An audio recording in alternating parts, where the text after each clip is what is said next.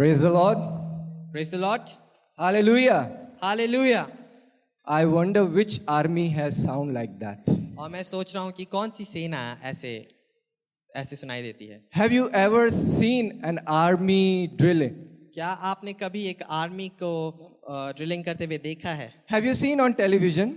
क्या आपने टीवी पर देखा है? Or have you seen on your phone? क्या आपने अपने फोन्स पे देखा है? The way army speak or the way army drill.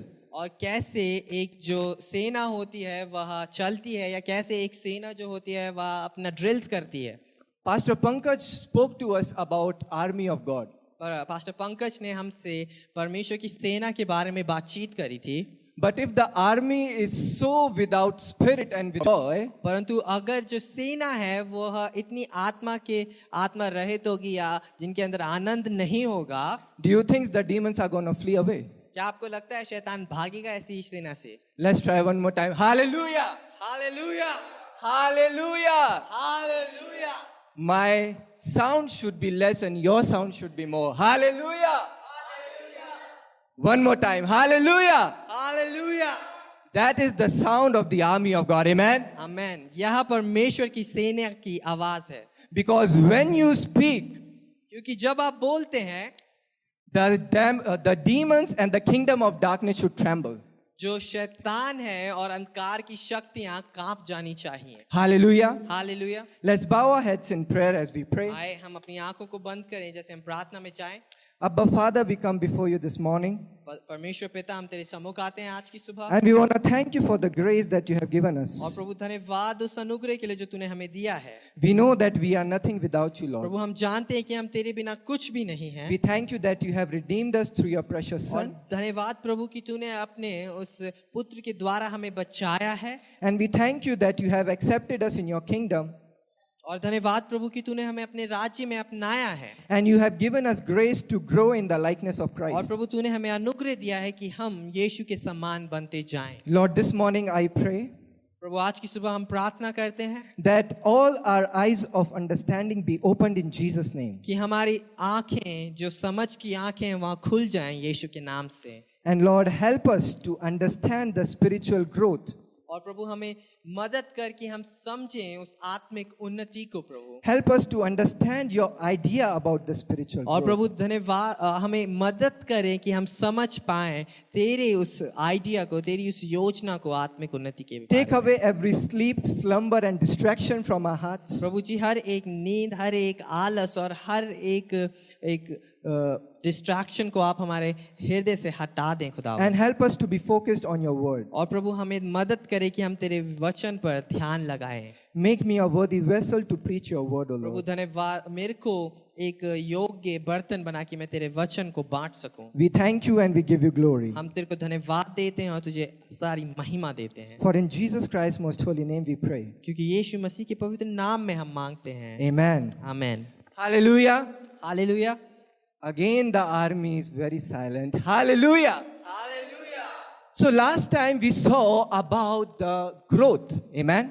और पिछली बार हमने देखा उन्नति के बारे में. We saw growing in the likeness of Christ. हमने देखा इस बारे में कि कैसे हम मसीह के समान बनते जाएं. Amen. Amen. So this morning we'll be focusing on the growth part alone. और आज की सुबह हम फिर से उस उन्नति वाली बात पर और ध्यान देंगे. We are going to understand what is the spiritual growth and why God is so much specific about growing.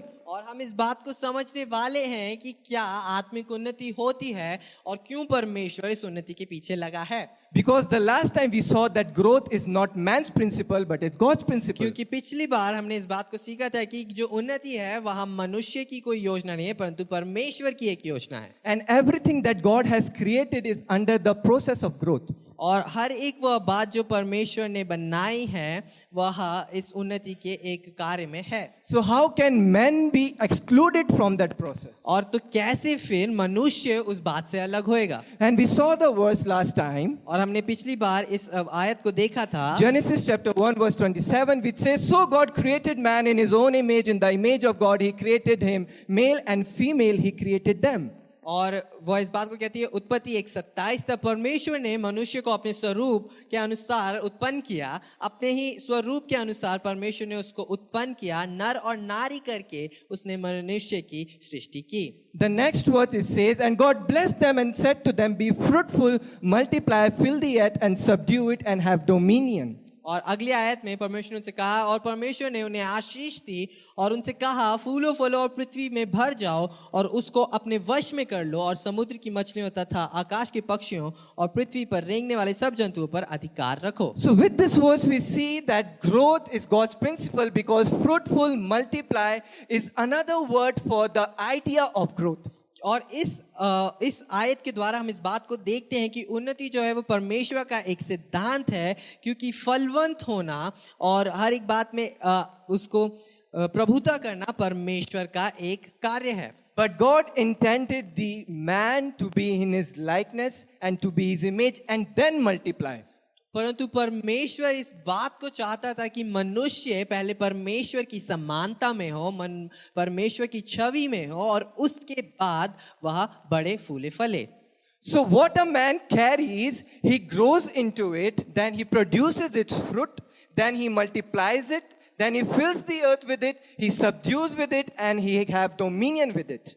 और जो कुछ भी उन्नति होती है उसमें पहले मनुष्य उसमें फल लाता है, फिर उसको बढ़ाता है, फिर उससे पूरे संसार को भरता है, फिर उस पे प्रभुता करता है और उसके बाद उस बात की चौकसी करता है। So if a man is carrying hurt in his life, then he is going to grow in that hurt, and then he's going to produce the fruit of that hurt, that is going to be hate, unforgiveness, and that is what he's going to multiply around himself, and that is what is going to go around, and the earth is going to dominate with that character and likeness.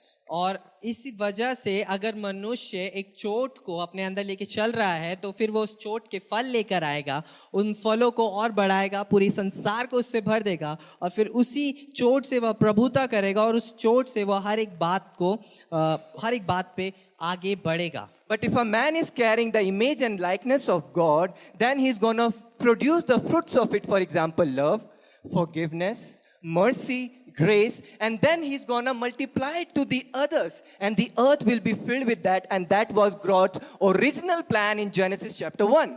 और परंतु अगर फिर मनुष्य परमेश्वर की समानता में बढ़ेगा तो फिर वो उसके फल लेके आएगा, जिसके उदाहरण है माफी, प्रेम और अनुग्रह एक दूसरे के प्रति, और उसी बात से वह फिर उन फलों को और बढ़ाएगा और संसार को भर देगा, जो उत्पत्ति की पहली किताब में जिसके बारे में हमने पढ़ा था। But we lost that likeness, and in Christ he gave us our likeness back, and he restored our position to once again walk in the likeness of Christ. और फिर उसने हमारी उस छवि को उसने यीशु मसीह में फिर से नया किया, ताकि हम फिर से उस बात में परमेश्वर की जैसी छवि में उसकी समानता में आगे बढ़ सके। So when we were born in the kingdom of God, we were not born with the likeness of Christ.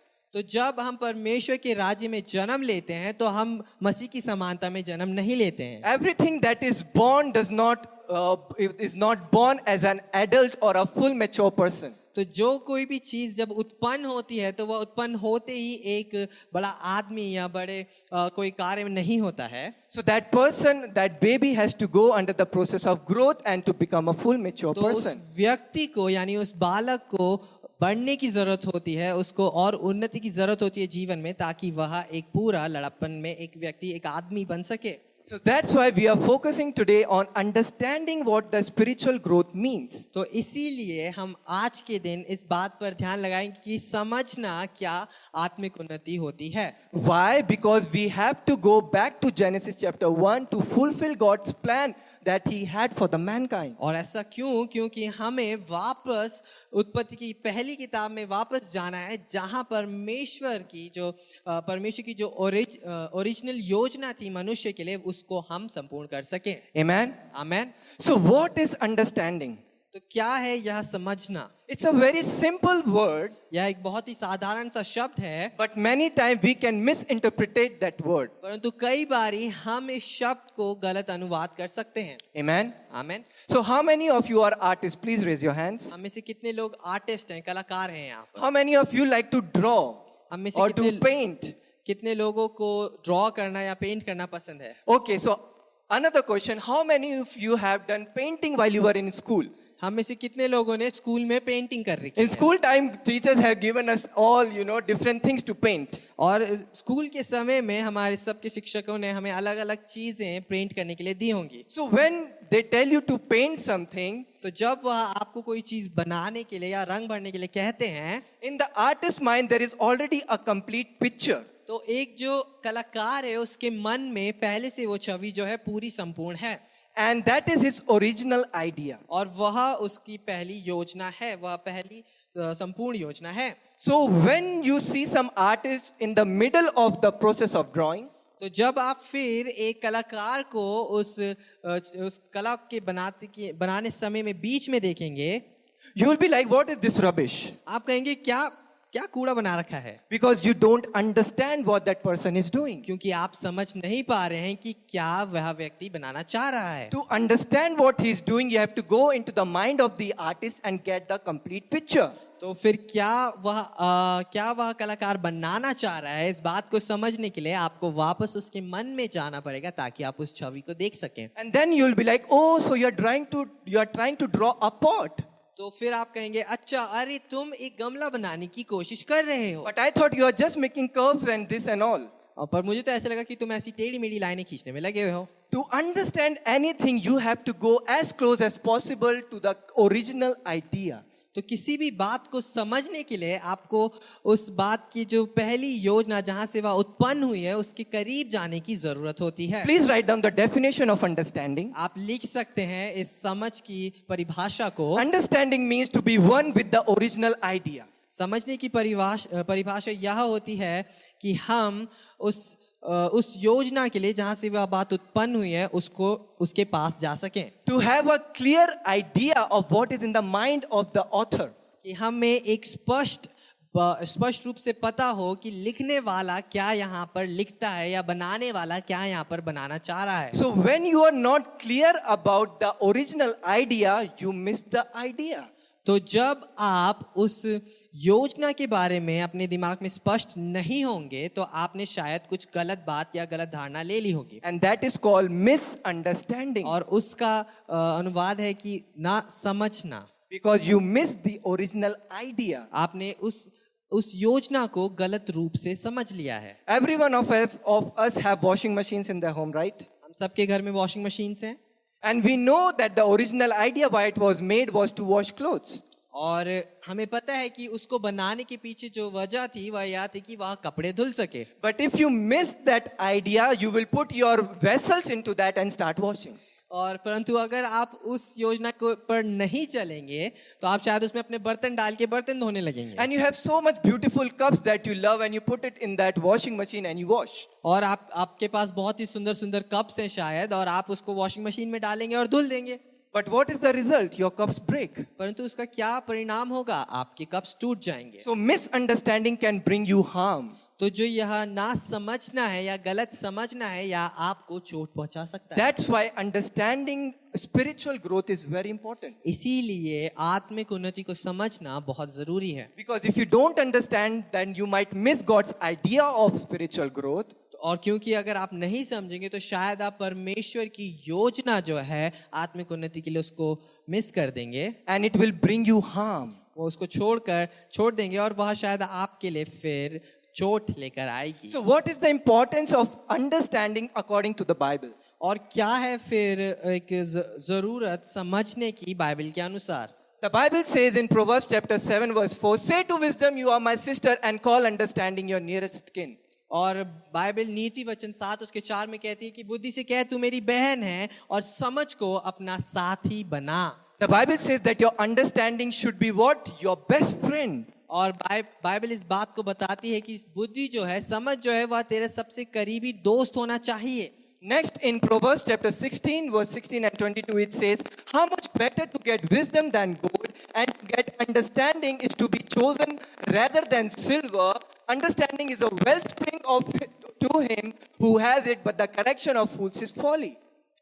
और नीति वचन उसका 16 और उसकी 16वीं आयत और 22वीं आयत इस बात को कहती है कि बुद्धि की प्रतीति चोखे सोने के सोने से क्या ही उत्तम है और समझ की प्रतीति चांदी से बढ़कर योग्य है। जिसके पास बुद्धि है उसके लिए वह जीवन का सोता है, परंतु मूढ़ों को शिक्षा देना मूर्खता ही होती है। The Bible calls understanding more precious than silver. और बाइबल समझ को चांदी सोने से भी ज्यादा बहुमूल्य बताती है। So when you are one with the original idea that God has in his head, तो जब आप एक हो जाते हैं उस योजना के साथ जो परमेश्वर ने अपने मन में आपके लिए बनाई है, it is far more precious than all the materials that you're seeking on the earth. तो वह उन सब बातों से बहुत ज्यादा बढ़कर है, उन सब चीजों से बढ़कर है जो आप इस संसार में शायद खोज रहे हैं। And when you have understanding, what it becomes to you is wellspring of life. और फिर जब आपके पास समझ होती है तो जो आपके पास है इस समय में वह जीवन का सोता है। So when you have the clear understanding about God's idea about love, then you grow. और तो इसीलिए जब आपके पास एक स्पष्ट रूप से समझ होती है कि परमेश्वर का प्रेम क्या है, तब आप बढ़ते हैं। Remember, understanding means to be one with the original idea. आप समझे इस बात को कि समझने का मतलब है कि आप उस पहली योजना के साथ एक हो सकें। So when you have understanding, it becomes for you continuous supply of life. और इसीलिए जब आपके पास समझ होती है वह आपके लिए एक जीवन का सोता बन जाता है। And Satan no longer can make you a fool. और फिर शैतान आपको कहीं भी उल्लू नहीं बना सकता है, Because you have the wellspring of life. क्योंकि आपके पास जीवन का सोता है। Amen. आमीन। Next it says in Proverbs 18:2, a fool has no delight in understanding but in expressing his own heart. और नीति वचन 18:2 में इस बात को लिखा है कि मूर्खों का मन समझ की बातों में नहीं लगता, वह केवल अपने मन की बात प्रकट करना चाहते हैं। So are we a fool this morning or a wise person this तो morning? आज की सुबह क्या हम मूर्ख हैं या हम समझदार हैं? Because fool does not want to understand things, he just want to express his own heart. और क्योंकि जो मूर्ख है वह कोई भी चीज को समझना नहीं चाहता है, वह सिर्फ अपने हृदय को बताना चाहता है। They are like, what is this rubbish they are talking about? Spiritual growth and army of God and house of God. What does it? Why is it relevant to me? और फिर वो शायद इस बात को सोचेगा कि क्या ये मेरे से मतलब उन्नति की बात कर रहे हैं, आत्मिक उन्नति, परमेश्वर की सेना, ये मुझसे इन चीजों के बारे में क्यों बोल रहे हैं? Just talk about prosperity, just talk about everything is good with my family and I'm so happy. बस उस बारे में बात करो कि आपको पैसे मिल जाएंगे या आपके परिवार में सब कुछ ठीक हो जाएगा और मेरे लिए यही काफी है। The word of the God is living and powerful.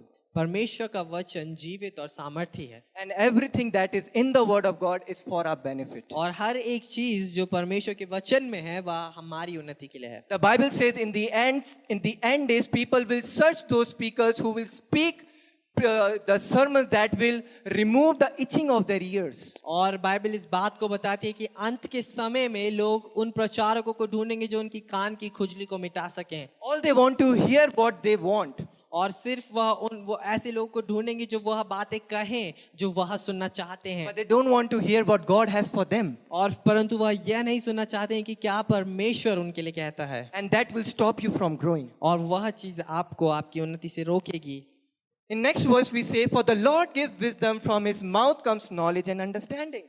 और नीति वचन 2:6 में इस बात को कहता है क्योंकि बुद्धि यहोवा ही देता है, ज्ञान और समझ की बातें उसी के मुंह से निकलती हैं। Amen. आमीन। So if you want to get understanding, you know where to go. तो अगर आपको ज्ञान और बुद्धि की जरूरत है तो आपको पता है आपको कहाँ जाना है। We all are searching for answers in our life. हम सब अपने जीवन में उन जवाबों को ढूंढ रहे हैं, But we are looking for it in the wrong places. परंतु हम उन जवाबों को गलत जगहों पर ढूंढते हैं। We might not be feeling loved, but we are looking for that love in the wrong place. हम शायद उस प्रेम को महसूस नहीं कर पा रहे हैं और हम उस प्रेम को एक गलत जगह में ढूंढ रहे हैं। We are feeling alone and lonely, but we are seeking the acceptance in a wrong place. और हम शायद अकेलापन महसूस कर रहे हैं और तिरस्कारित महसूस कर रहे हैं, परंतु हम उस अपनेपन को, अपनाए जाने को गलत जगह पर ढूंढ रहे हैं। We know that we are not understanding something, but we are searching for it in a wrong place. और हमें पता है कि हम किसी बात में कमी महसूस कर रहे हैं, कोई बात हम समझ नहीं पा रहे हैं, परंतु हम उसे गलत जगह पर ढूंढ रहे हैं। Because everything that is in this earth is created by God himself. क्योंकि हर एक चीज जो इस संसार में है वह परमेश्वर ने स्वयं बनाई है।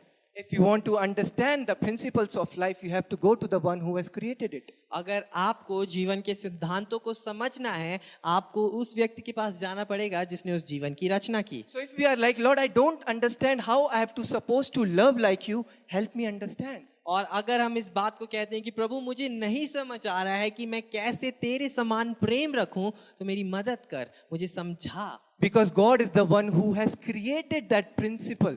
क्योंकि परमेश्वरी ने उस सिद्धांत की रचना की है। So if you want to love like Christ, you have to go to the one and get understanding to love.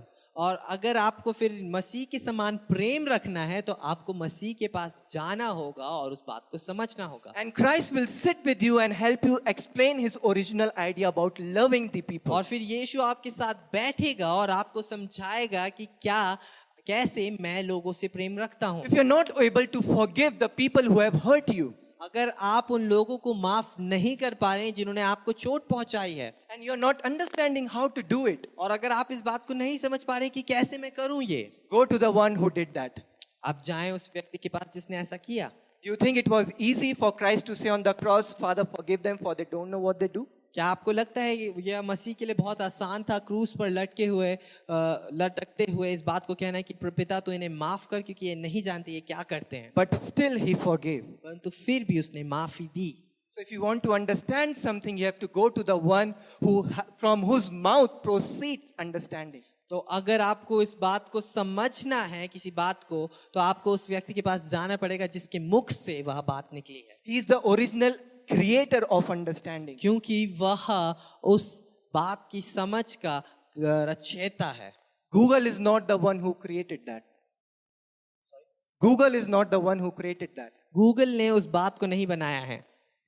Your social media, Instagram is not the one who made that. और आपके social media, आपकी सामाजिक media, आपका Instagram ने शायद उस बात को नहीं बनाया है। The original understanding comes from him. जो सिद्ध समझ है वह परमेश्वर की ओर से आती है। And you have to seek that in this book. और आपको उस बात को इस किताब में ढूंढना है। There is every answer in this book. हर एक जवाब इस किताब में है। Google might fail. जो गूगल है वह शायद हार जाए। Your Instagram might fail. आपका इंस्टाग्राम शायद हार Your जाए। friends might fail. शायद आपके मित्र भी हार जाएं। But Jesus never fails. परंतु कभी मसीह कभी नहीं हारा है। The moment you go to them and say, Lord, help me to understand, जिस क्षण आप उसके पास जाते हैं और कहते हैं परमेश्वर मेरी मदद कर समझने के लिए, He will show you His original plan and idea. और फिर वह आपको अपना उस योजना को समझाएगा, दिखाएगा, दर्शाएगा। And then you will be like, oh, so it was supposed to do like that. और फिर आप कहेंगे अच्छा ये ऐसे होना था। Because we were missing that idea and that is what was bringing harm to us and to others. और क्योंकि हम फिर उस योजना की उस बात को शायद छोड़ दिया था हमने, और उसी वजह से हमें दुख पहुंच रहा था और हम दूसरों को दुख पहुंचा रहे थे। Amen. आमीन। So everything that grows can be measured. और हर एक बात जो बढ़ती है हम उसको नाप सकते हैं। If a baby is born, you can measure his growth by his height and weight. अगर जब एक बालक उत्पन्न होता है तो आप उसकी उन्नति को नाप सकते हैं उसकी कद से, उसके काठी से और उसके वजन से। When a child is growing in his knowledge, in his IQ, you can evaluate by through tests and exams. और जब एक बच्चा अपने मन में मानसिक रूप से बड़ा हो रहा होता है तब आप उसकी मानसिक क्षमता को जांच सकते हैं एग्जाम्स, परीक्षाओं के माध्यम से और चीजों के माध्यम से। When your blood sugar is growing, you can check it through your blood test. और जब आपके खून में शुगर बढ़ रहा है तो आप उसको टेस्ट कर सकते हैं। So everything that grows can be measured. तो हर एक चीज जो बढ़ती है हम उसको जांच सकते हैं। Similarly, we can measure our spiritual growth. इसी तरह से हम अपनी आत्मिक उन्नति को भी नाप या जांच सकते हैं। So what are the parameters through which we can evaluate our spiritual growth? तो क्या है वह पैरामीटर्स, क्या है वह तरीके जिससे हम अपनी आत्मिक उन्नति को नाप सकते हैं? Amen. आमीन। Are we learning this morning? क्या हम आज की सुबह कुछ सीखते हैं? Do you want to grow? क्या आप उन्नति चाहते हैं Or अपने you are जीवन में? satisfied where you are? और या फिर आप जहाँ कहीं हैं वहीं पर संतुष्ट हैं? Amen. आमीन। The first thing that you can evaluate is by increasing in grace. और जो पहली चीज जिससे आप नाप सकते हैं अपनी आत्मिक उन्नति वह है कि आप देखें क्या अनुग्रह मेरे जीवन में बढ़ रहा है। You have to evaluate, am I increasing in grace? आपको इस बात को पूछना है या पहनना है कि क्या मैं अनुग्रह में बढ़ रहा हूँ। The Bible says rather you must grow in the grace and the knowledge of our Lord Jesus Christ. Bible इस बात को कहती है कि आप लोग हमारे प्रभु और मुक्तिदाता यीशु मसीह के अनुग्रह और ज्ञान में बढ़ते रहें। The more you are growing in the grace of God, the more you are becoming like Jesus. और जितना आप उसके अनुग्रह में बढ़ते जाएंगे उतना आप मसीह के समान बनते जाएंगे. Please write down the definition of grace. आप जरूर लिखें अनुग्रह की परिभाषा को. In simple words, grace is God's enabling power और बहुत ही साधारण शब्दों में अनुग्रह जो है वो परमेश्वर की एक सामर्थ है to not behave with others according to their deeds and status. कि वह परमेश्वर की एक सामर्थ है कि हम वैसा ही व्यवहार ना करें लोगों के साथ जैसे उनके कार्य हैं या जैसे उनकी धारणाएं हैं हमारे के. Jesus showed grace to so many people. मसीह ने, यीशु ने कई लोगों को अनुग्रह दिया. When they caught that adulterous woman and brought to the Lord, और जब उन्होंने उस पापी स्त्री को परमेश्वर के पास, यीशु के पास लेकर आए, and they said that, Lord, we have caught her in adultery. और उन्होंने कहा कि प्रभु हमने इसे व्यभिचार में पकड़ लिया है. Jesus knew what she has done. He knew the deed of the woman. उसे पता था यीशु को कि इसने क्या किया है. उसे पता था कि स्त्री ने क्या पाप किया है. And Jesus said, who has not sinned cast the first stone. और यीशु ने कहा कि जिस किसी ने पाप ना किया हो वह पत्थर मारे. So that was Jesus extending his grace to that woman. और फिर वहां पर हम देखते हैं कि कैसे यीशु ने अनुग्रह बढ़ाया उसकी ओर. Many people may gossip behind us. Many people may hurt us. और बहुत से लोग हमारे पीठ पीछे शायद बोलें, बहुत से लोग हमें शायद चोट पहुंचाएं. It is very difficult to give them that grace and forgiveness. और यह बहुत मुश्किल है कि हम उन्हें वह माफी और वह अनुग्रह दें. But the moment you do it, you are becoming more and more like Christ. परंतु जिस क्षण आप ऐसा करते हैं आप और परमेश्वर के समान बनते हैं. The moment you are growing in grace, God enables you to fulfill your purpose and call. और जिस क्षण आप उसके अनुग्रह में बढ़ते हैं उसी क्षण आप परमेश्वर की उस बुलाहट को अपने जीवन में पूरी कर रहे हैं. The second thing is, when you are increasing in the knowledge of God, you are growing spiritually. और दूसरी जो नाप करने की बात है वह यह है कि अगर आप परमेश्वर की समझ में बढ़ रहे हैं तो आप अपने जीवन में उन्नति को पा रहे हैं. So to grow in the knowledge of God means to grow in the experiential knowledge of God, means to experience God in different ways. और परमेश्वर की इस समझ में बढ़ने का मतलब यह है कि हम परमेश्वर के अनुभव में बढ़ रहे हैं और उसको महसूस करने में बढ़ रहे हैं. In Jeremiah chapter 9 verse 24 it says, but those who wish to boast should boast in this alone, that they truly know me and understand that I am the Lord. और यर्मिया 9:24 इस बात को कहता है कि किंतु यदि कोई मनुष्य किसी बात पर घमंड करना चाहता है तो इस बात पर घमंड करना चाहिए कि वह मुझे जानता है. So when you truly know the Lord, you grow differently. तो जब आप सचमुच में परमेश्वर को जानते हैं आप अलग रूप से बढ़ते हैं. That's why there was a difference between Moses and Israelites. और इस वजह से वहां पर एक फर्क था मूसा में और इजरायली लोगों में. Because Moses knew his God. क्योंकि मूसा अपने परमेश्वर को जानता था. Moses knew that he is the Lord who is Alpha and the Omega. और मूसा इस बात को जानता था कि यहाँ पर वह परमेश्वर है जो अनंत काल का परमेश्वर है. So when you have increasing knowledge of God, you respond to your situations and to people differently. और जब आपके पास बढ़ती समझ है परमेश्वर की बढ़ती समझ है तब आपका जवाब लोगों की ओर बदल जाता है. So when you have this different experiences of God, you know God that it is God and you grow differently. तो जब आपके पास अलग अलग अनुभव हैं परमेश्वर के तो आप जानते हैं कि हाँ यह परमेश्वर है और आप अलग रूप से बढ़ते हैं उस बात. So when they are singing सेनाओं का यहोवा हमारे संग संग है, there will be two kinds of response. तो जब हम फिर इसलिए गाते हैं कि सेनाओं का यहोवा हमारे संग संग है वहां पर दो तरह के जवाब होंगे. There will be a believer who is just standing and checking out the another woman what she is wearing today. और वहां पर शायद एक ऐसा विश्वासी हो सकता है जो ऐसे हाथ फोल्ड करके खड़ा होकर इस बात को देख रहा हो कि मेरे बगल वाले व्यक्ति ने या मेरी आगे वाली महिला ने क्या पहना है आज के दिन. They'll be focused on what are the earrings that she is wearing today. शायद वह इस बात पर ध्यान देंगे कि कौन से उसने झुमके आज पहने हैं. But there's another believer who have experienced God as a God who fights his battle. और परंतु वहां पर एक और विश्वासी होगा जिसने इस बात को महसूस किया है कि क्या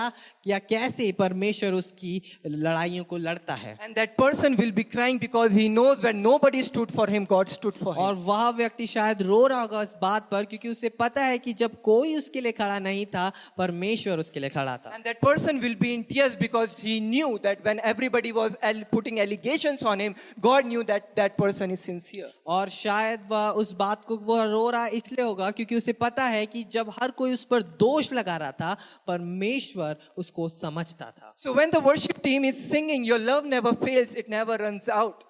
तो इसीलिए जब वर्शिप टीम है वह इस बात को गाती है कि तेरा प्रेम ना हारे, कभी खत्म ना हो, That person knows that when everybody rejected me because I accepted Christ, और फिर वह व्यक्ति जो इस बात को जानता है कि सब लोगों ने मुझे ठुकरा दिया था क्योंकि मैंने मसीह को अपनाया it था, was Christ who accepted me and gave me love and did not leave me. और उसने मुझे अपनाया और मुझे कभी त्यागा नहीं और कभी छोड़ा नहीं। So when you are increasing in the knowledge of God, your response to your situations and people changes. तो जब आप परमेश्वर की समझ में बढ़ रहे होते हैं, आपका जो जवाब होता है वह लोगों के प्रति या किसी परिस्थिति के प्रति वह बदलता है। The third thing by which you can evaluate that your spiritual growing is faith. तो जो तीसरी चीज है जिसकी उससे आप नाप सकते हैं अपनी आत्मिक उन्नति, वह है विश्वास। So Bible says that we ought always to give thanks to God for you, brothers and sisters, but as it is right because your faith is growing abundantly. और बाइबल इस बात को बताती है दूसरा थिस्सलुनीके 1 और उसके 3 में कि भाइयों और बहनों, आप लोगों के विषय में परमेश्वर को निरंतर धन्यवाद देना हमारा उचित कर्तव्य है, क्योंकि आपका विश्वास बहुत अच्छी तरह फल फूल रहा है। So the faith is the ability to trust God when everything doesn't seem right. और जो विश्वास है वह एक ऐसी क्षमता है जिसमें हम परमेश्वर पर भरोसा करते हैं हर एक बात के लिए, जब कोई भी चीज सही ना हो जीवन में। Jesus was full of faith. यीशु पूरे विश्वास से भरा था And he expect his people also to be full of faith. और उसने अपने लोगों से भी यही चाहा कि वह भी विश्वास से भरे हों। So when you don't have a job but you are still trusting and believing God, तो इसीलिए जब आपके पास कोई नौकरी ना हो परंतु आप फिर भी विश्वास कर रहे हैं और भरोसा करते हैं परमेश्वर पर, you are growing in spiritually and you are becoming like Christ. आप आत्मिक रूप से बढ़ रहे हैं और आप यीशु के समान बन रहे हैं। Hallelujah. Hallelujah. Are we learning this morning? क्या आज की सुबह हम कुछ सीखते हैं? The next parameter is love. जो अगला जो नाप है वह है प्रेम। When you are growing in love, you are becoming like Christ daily. जब आप प्रेम में बढ़ रहे हैं, आप मसीह के समान बन रहे हैं रोज। This is a very difficult thing to do. यह एक बहुत मुश्किल चीज है करना। We can always love somebody who is always good to us and we have a good relationship with them. हम हमेशा किसी ऐसे एक व्यक्ति से प्यार कर सकते हैं जो हमारे लिए बहुत अच्छा है या हमसे बहुत अच्छी अच्छी बातें करता है। But it's difficult to love somebody who is persecuting you or gossiping about you or hurting you. परंतु ऐसे एक व्यक्ति से प्रेम रखना बहुत मुश्किल है जो शायद आपके बारे में बुरी बातें करता है या आपको चोट पहुंचाता है। It was difficult for Jesus to love Peter. यीशु के लिए बहुत मुश्किल था पतरस से प्रेम रखना। Peter denied Jesus 3 times. पतरस ने 3 बार यीशु को इनकार किया। Jesus knew that Judas is going to betray him. यीशु को पता था कि जो यहूदा इस्करियोती है वह उसे बिट्रे करेगा, वह उसे धोखा देगा। But Jesus still loved them. परंतु फिर भी यीशु ने प्रेम किया। Jesus knows that we are going to fall and we are going to sin. यीशु इस बात को जानता है कि हम गिरेंगे और हम पाप करेंगे। But he never stops loving us any day. परंतु वह कभी भी हमसे प्रेम करना नहीं छोड़ता।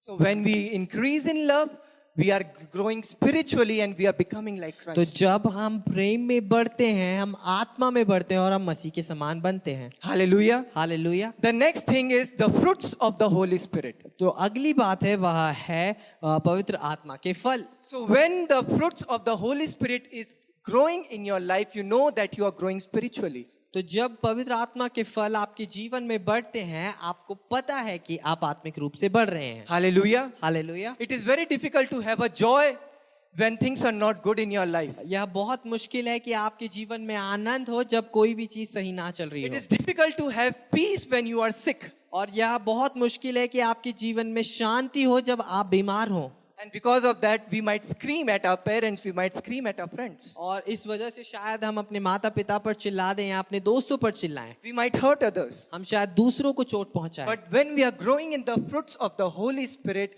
we are growing spiritually and becoming like Christ daily. परंतु जब हम उस पवित्र आत्मा के फलों में बढ़ते हैं, हम बढ़ते हैं और मसीह के समान बनते हैं रोज. So we have to focus on these parameters, that how much have I grown in these parameters. और तो इसीलिए हमें इन सब नाप पर, इन सब बातों पर ध्यान देना है, जिससे हम अपने आप को जांच सके कि कितना मैं अपनी आत्मा में बढ़ रहा हूँ. Amen. Amen. The next parameter is we have to grow in understanding. जो अगली जो नाप है वह यह है कि हमें अपनी समझ में बढ़ना है. The Bible says, brethren, do not be children in understanding, however in malice be babes, but in understanding be mature. और बाइबल इस बात को बताती है पहले कुरिन्थियों 14:20 में कि भाई और बहनों सोच विचार में बच्चे मत बनिए, हाँ बुराई के संदर्भ में शिशु बने रहिए, किंतु सोच विचार में पूर्ण सियाने बनिए.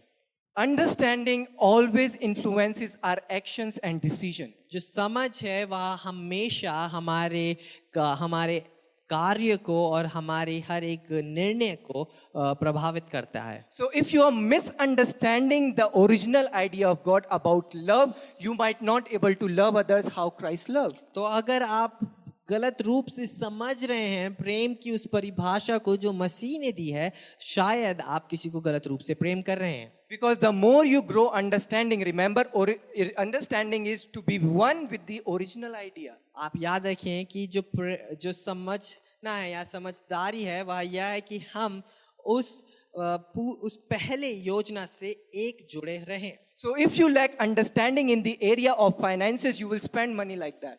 अगर आपके पास समझ नहीं है पैसों के रूप में कि कैसे पैसे संभाले जाते हैं, आप पैसे ऐसे खर्च करेंगे. And poverty will hit you just like that. और जो गरीबी है वह आपको ऐसे झटका देगी. Though you are earning 60,000 per month, शायद आप 60,000 रुपए महीना कमा रहे हैं, but at the end of the month there is only 3,000 that is in your bank. और फिर परंतु महीने के आखिर में आपके बैंक अकाउंट में सिर्फ 3,000 रुपए हैं.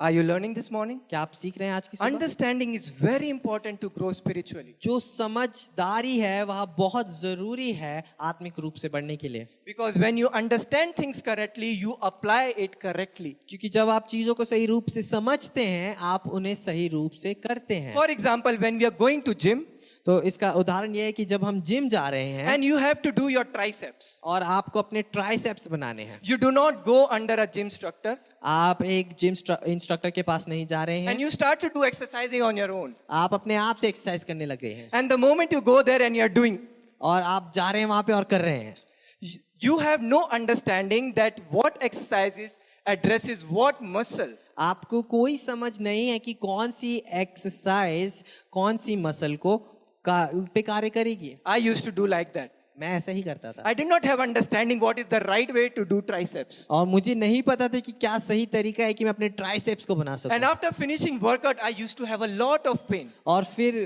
वर्कआउट करने के बाद मेरे बहुत ज्यादा दर्द होता था. And I never saw there is something tricep growing or not. और मैं कभी देख ही नहीं पाया कि कोई ट्राइसेप कभी बन पाया मेरा. Because I did not have understanding of that exercise. क्योंकि मेरे अंदर उस एक्सरसाइज की समझ नहीं थी. Because if you understand, you will see the growth. क्योंकि अगर आप समझेंगे आप शायद उस ग्रोथ को, उन्नति को देखेंगे. One day the gym instructor saw me and like, this poor man, what he is doing. और फिर एक दिन जिम इंस्ट्रक्टर ने मुझे देख लिया कि क्या गरीब व्यक्ति क्या कर रहा है. And he came with grace to help me to do the और फिर वो exercise बहुत correctly. अनुग्रह से मेरे पास आया और मुझे सही He तरीका taught से me and सिखाया. gave me understanding that when you do exercise, this has to be addressed. और उन्होंने मुझे सिखाया और बताया कि जब हम कोई भी एक्सरसाइज करें इस बात को ऐसे किया जाए या कैसे उसको हम सही रूप से करें. And then I started to see growth. और फिर मैंने उस ग्रोथ को, उस बढ़ोतरी को देखा. Hallelujah.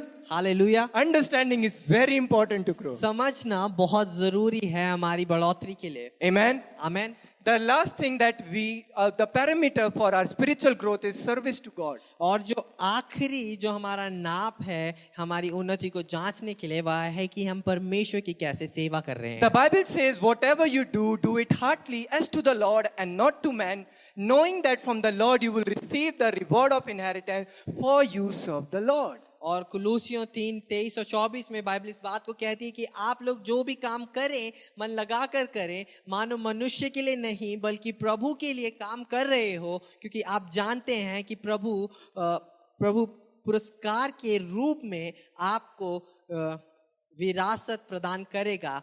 आप स्वामी अर्थात मसीह के दास हैं। So when you are coming into the church with the idea that I have to serve God, और इसीलिए जब आप कलीसिया में इस बात को लेकर आते हैं, इस योजना को लेकर आते हैं कि मुझे मसीह की सेवा करनी no है, matter what is given to you, if it is just brooming the church, और फिर इस बात से कोई फर्क नहीं पड़ेगा कि क्या कार्य आपको दिया गया है, शायद वह सिर्फ झाड़ू लगाना आपको दिया गया nothing हो। is too big or small in the eyes of कोई the भी Lord. बात कोई बड़ी, ज्यादा बड़ी या बहुत छोटी नहीं है मसीह की नजरों So में। working on the media team and brooming in the church is same. तो मीडिया टीम में कार्य करना और कलीसिया में झाड़ू लगाना एक ही बात है, एक ही समान है। Standing on the stage and worshiping and brooming the house of the Lord is same.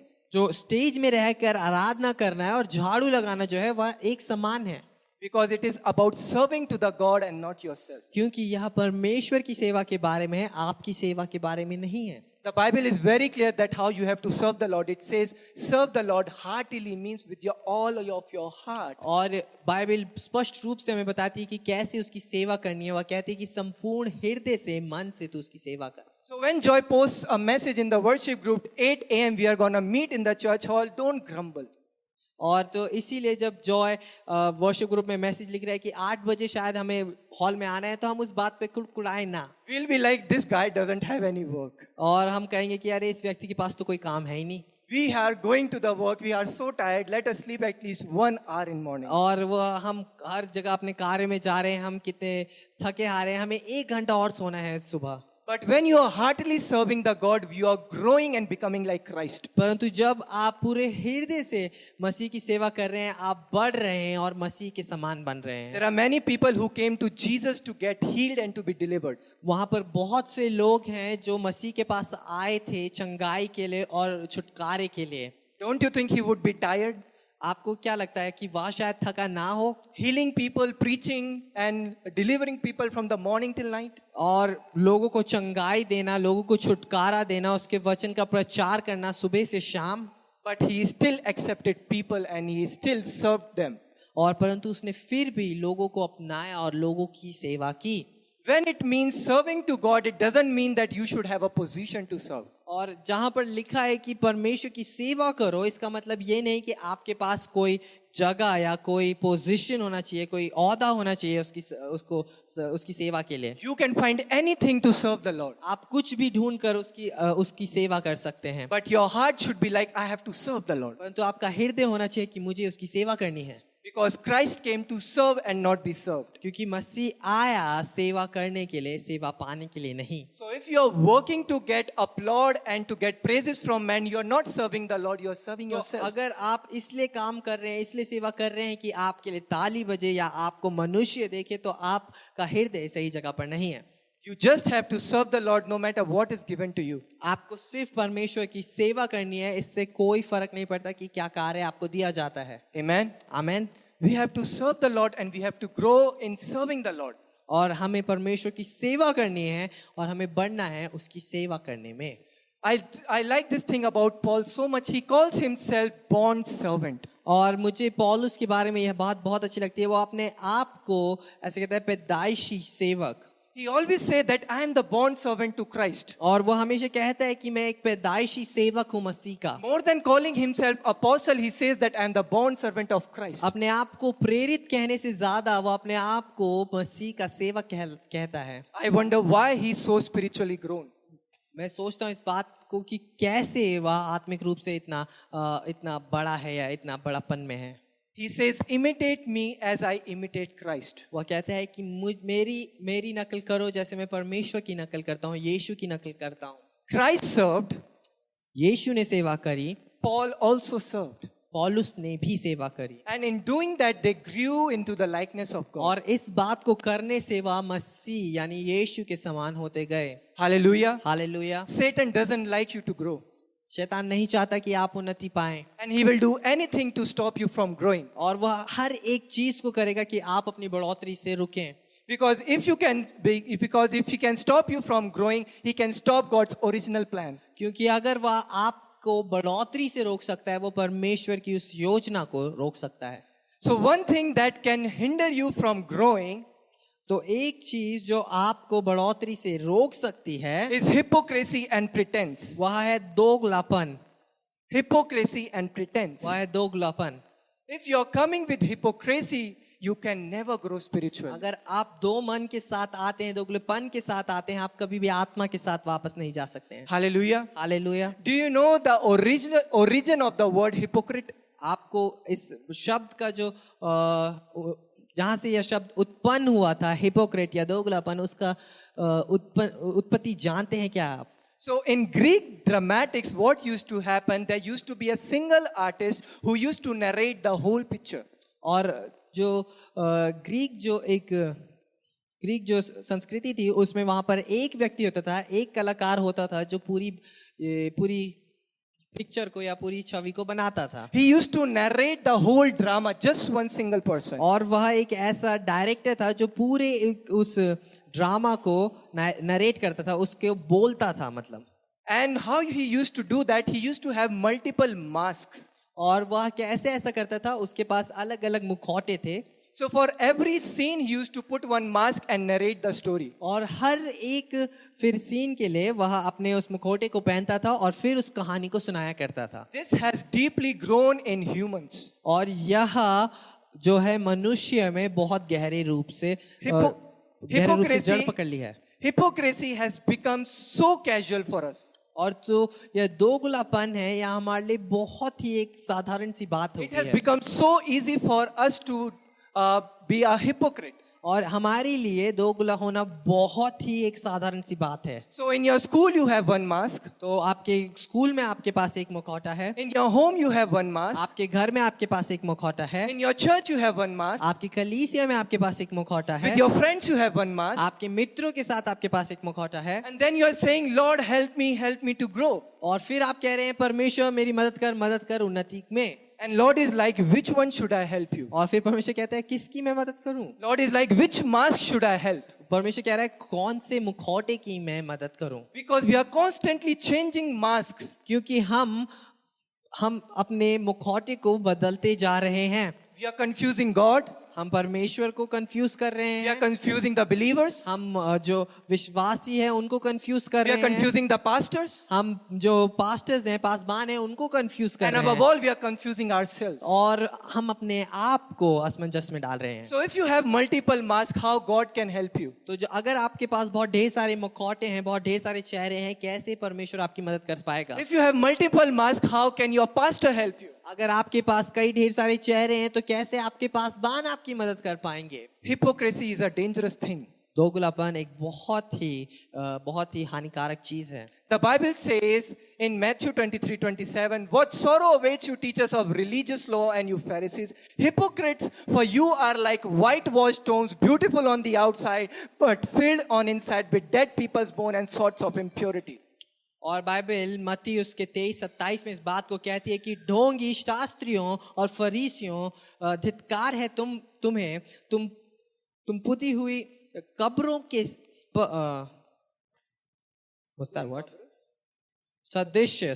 तुम पुती हुई कब्रों के सदृश्य हो, जो बाहर से तो सुंदर दिखती पड़ती हैं, किंतु भीतर से मुर्दों की हड्डियों और हर तरह की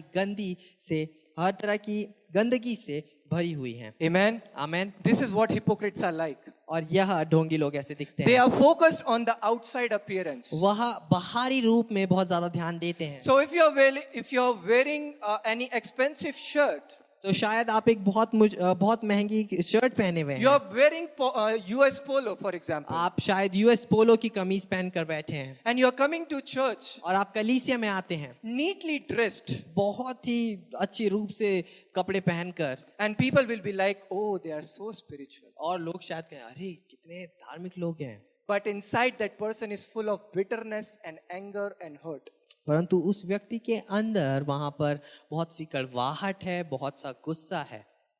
Hypocrites are focused on outside appearance. जो ढोंगी लोग हैं वह बाहरी दर्शाने पे ज्यादा ध्यान देते हैं। Now tell me, if you're focused on your outward appearance, how can God help you in your inner appearance? तो अगर आप मुझे फिर इस बात को बताएं कि अगर आप अपनी बाहरी छवि पर ज्यादा ध्यान देंगे, कैसे परमेश्वर आपके अंदरूनी रूप को ठीक कर पाएगा। The Bible says, what you sow shall you reap. और बाइबल इस बात को कहती है कि जिस बात को तुम बोते हो उसी बात को तुम काटोगे। So if you're focusing on your outer appearance, you are gonna sow into it.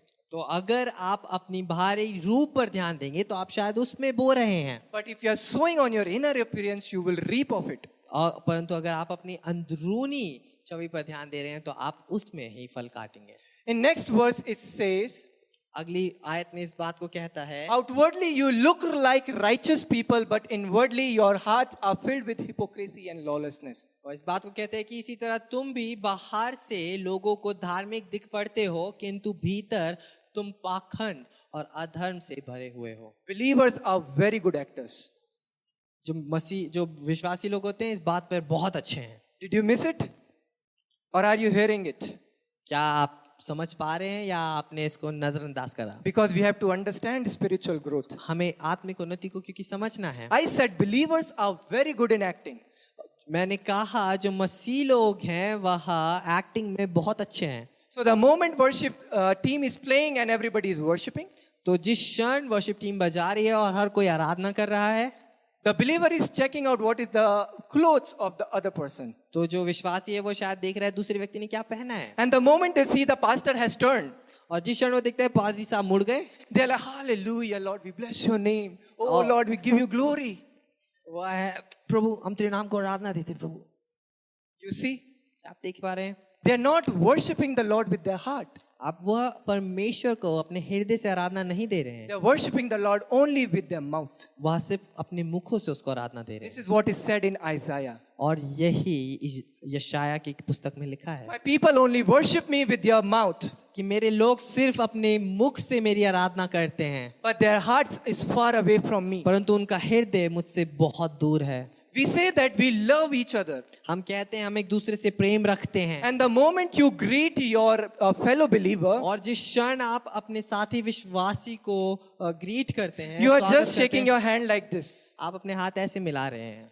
Does the believer has leprosy? क्या उस विश्वासी को कोढ़ है? And you are saying you love them like Christ. और आप कह रहे हैं नहीं, मैं तो मसीह के समान प्रेम रखता हूँ। The moment you play London Thumbakta, you are dancing with all of your heart. और जिस क्षण वहां पे लंदन ठुमकता बजेगा, आप अपने हृदय को खोल कर नाच रहे हैं। It's like that you have practiced for Dance India Dance. ऐसा है कि जैसे आपने डांस इंडिया डांस के लिए प्रैक्टिस करी हो। And here worship team is singing and they're encouraging you to dance for the Lord. और यहाँ पर वर्शिप टीम गा रही है और आपको उत्साहित करी कि आप परमेश्वर के लिए नाचें। All of a sudden it's like the arthritis has hit your bones. और ऐसा लगता है कि जैसे अर्थराइटिस ने आपकी हड्डियों You को छू can't लिया हो। even lift your hand. आप अपने हाथ भी नहीं उठा पा रहे हैं। Hypocrisy is filled in believers. ढोंगीपन हमारे विश्वासियों में भरा हुआ है, And hypocrisy can never let you grow spiritually. और यह ढोंग आपको कभी भी आत्मिक रूप से बढ़ने नहीं देगा। You are something back at home. आप कुछ और हैं घर पे, But when you are coming to church, you are something else. परंतु जब आप कलीसिया में आ रहे हैं आप कुछ और हैं। You can sing secular song lyrics by lyrics. आप जो है संसारिक गाने एकदम लिरिक्स बाय लिरिक्स गा सकते You हैं। just have to hum the tune. आपको सिर्फ करना है उस ट्यून को। You will finish that song. आप शायद उस गाने को पूरा संपूर्ण करते हैं, But you don't know the worship songs. परंतु आप वर्शिप सॉन्ग्स नहीं जानते। How much of hypocrisy is filled in believers. कितना ढोंग हम विश्वास के अंदर भरा हुआ है। And then we are saying, Lord, help us. और फिर हम कहते हैं प्रभु हमारी मदद कर। Which mask is gonna Lord help you with? कौन सा चेहरा परमेश्वर किस चेहरे की मदद करे आपके? Hypocrisy is very dangerous. जो यह ढोंग है यह बहुत ही खतरनाक है। Amen. Amen. The Bible says in 1 Peter 2:1, therefore rid yourself of all malice, all deceit, hypocrisy, envy, and slanders of every kind. और बाइबल पहला पत्रस 2:1 में इस बात को बताती है कि आप लोग हर प्रकार की बुराई, छल कपट, पाखंड, ईर्ष्या और परिनिंदा को स्वार्थ छोड़ दें। You have to get rid of this hypocrisy if you have to grow.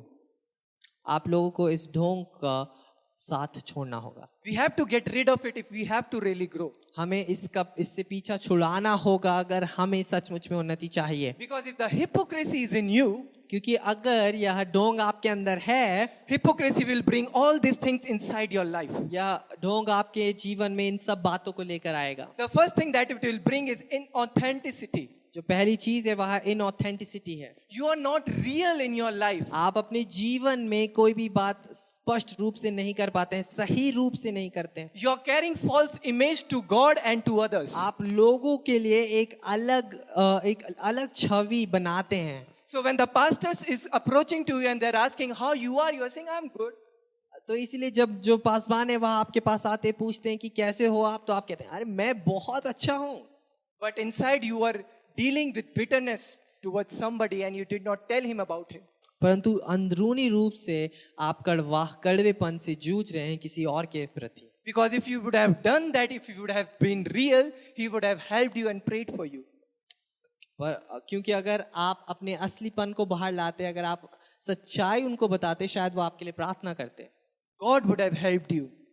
परमेश्वर शायद आपकी मदद करता। The second thing hypocrisy brings is dishonesty. दूसरी चीज जो ढोंग लेके आता है वह है सच ना बोलना। You are not honest about what is going in your life. आप अपने जीवन में जो भी कार्य हो रहा है, जो भी चीज चल रही है, उसके बारे में सच नहीं बता रहे हैं। You start to hide things from God and from your pastor. आप अपने पासवान से और परमेश्वर से चीजें छुपाने लगे हैं। And you are wondering why I'm still struggling with this. और आप सोच रहे हैं कि मैं अभी भी क्यों इस बात से जूझ रहा हूँ। If you would have been honest about your real situation, God and your pastor, your leaders would have helped you. अगर आप अपनी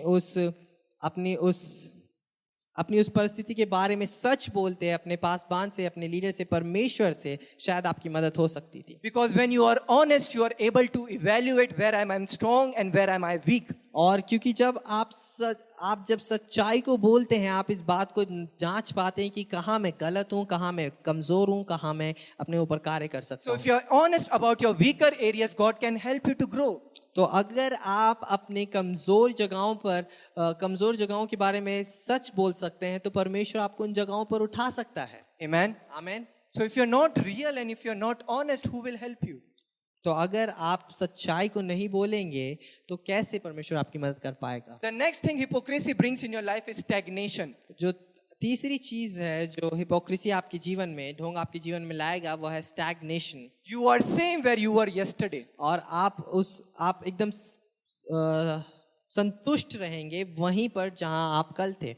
The next thing it brings is negative influence for others. और जो अगली चीज है वह यह है कि एक नाक्रामक इन्फ्लुएंस वह दूसरों पर आपका लाएगा। You are saying something but your actions represent something else. आप कुछ और कहेंगे परंतु आपके कार्य किसी और बात को कहेंगे। You say that you love your church. आप कहेंगे कि आप अपने कलीसिया से प्रेम करते You हैं। say that you love the fellow believer. आप कहते हैं कि आप अपने साथी मसीह से प्रेम रखते हैं, But you are gossiping about them. परंतु आप उनके बारे में चुगली कर रहे हैं। How come is that real and honest? कैसे यह एक सच्चाई का जीवन होगा। In front you are like, hallelujah, how are you doing? Oh yes. यहाँ तक कि आप ऐसे हैं, अरे हालेलुया आप कैसे हैं। But behind their back you are like, I don't know what she does in church. और परंतु उनकी पीठ के पीछे आप ये कह रहे हैं मुझे नहीं पता ये कलीसिया में क्या कर रहा है, ये Coming कर to रही है। church so late and this and that and that. और कलीसिया में इतना देर से आना, ये वो सो।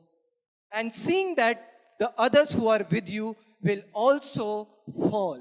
और फिर आपको देखते हुए जो दूसरे लोग हैं वह भी गिरेंगे। And the last thing is very important. और जो आखिरी चीज है बहुत जरूरी है। If you have hypocrisy, there will be delayed in your healing, your freedom and your wholeness. अगर आपके अंदर ढोंग है तो वहां पर देरी होगी आपकी चंगाई में, आपकी आजादी में और आपकी So संपूर्णता if you में। are hiding some area of your life and you are not telling it to God and your leaders, अगर आप इसीलिए कोई जगह को अपने जीवन में छुपा रहे हैं और आप अपने पासबान को उस बारे में नहीं बताते God हैं, will never help you to heal out of it. परमेश्वर शायद कभी आपकी मदद ना कर पाए उसकी बात को चंगाई पाने में। God will never be able to make you free from it. परमेश्वर शायद कभी आपको उस बात से आजादी दिला ना पाए। Hallelujah. Hallelujah. Hypocrisy is very dangerous. ढोंग बहुत ही खतरनाक है। Amen. आमीन। Please, by the mercies of God, आप परमेश्वर के अनुग्रह के द्वारा Do not involve in hypocrisy. इस ढोंग में ना पड़े, Because if you desire to grow and to be like Christ, क्योंकि अगर आप चाहते हैं कि आप उन्नति को पाएं और मसीह के समान बने, you have to lay it aside. आपको इसे अपने आप से दूर करना होगा। And the moment you lay it aside और जिस क्षण आप इसे दूर करेंगे, and you are real with God and your pastor, आप परमेश्वर से और अपने पास बांध से एकदम सही रूप से बात करेंगे, they can help you actually. वह आपकी मदद कर पाएंगे। असल में They can help you to grow. वह आपको उन्नति में आपकी मदद कर पाएंगे। Hallelujah. Hallelujah. Let us have that desire to grow. हम उस इच्छा को रखें अपने जीवन में उन्नति की, Amen. बढ़ोतरी की। I आमीन। hope this word encourages you this morning. मैं आशा रखता हूँ यह वचन आज की सुबह आपको उत्साहित करे। And the word of God is living and powerful. और परमेश्वर का वचन जीवित और सामर्थी है, And it will help you to grow how you're supposed to grow. और यह आपको मदद करेगा बढ़ने में जैसे आपकी बढ़ोतरी होनी चाहिए। Spiritual growth is a journey. It does not happen on day one. जो आत्मिक उन्नति है वह एक सफर है, यह अपने आप से नहीं होगा। Spiritual growth is not automatic. जो आत्मिक उन्नति है वह अपने आप से नहीं होने वाली है, It is manual. वह आपको करनी पड़ेगी। You have to invest in it. आपको उसमें अपना इन्वेस्टमेंट देना होगा, And then only you will grow. और फिर आप बढ़ोतरी को पाएंगे। Because what you sow, क्योंकि आप जो चीज बोते हैं so shall you reap. वही आप काटेंगे। I hope this message is a blessing for you this morning. मैं आशा रखता हूँ कि यह वचन आज की सुबह आपके लिए आशीषित हो।